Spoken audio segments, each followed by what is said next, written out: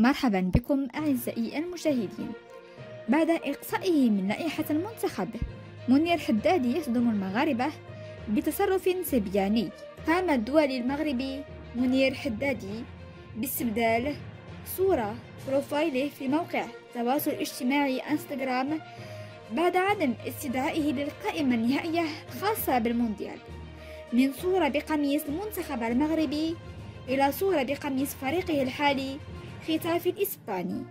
وجاء هذا الفعل الصبياني من منير حدادي كرد على الناخب الوطني وليد الركراكي الذي قرر استغناء عن خدمات اللاعب الذي طالب عدد من الجماهير المغربية بعدم استدعائه. وأعلن وليد الركراكي مدرب المنتخب الوطني لكرة القدم عن قائمة أسود الأطلس التي ستشارك في مونديال قطر، والتي شهدت غياب عدد من اللاعبين الذين تعود الجمهور المغربي على مشاهدتهم في الأشهر الأخيرة مع المنتخب.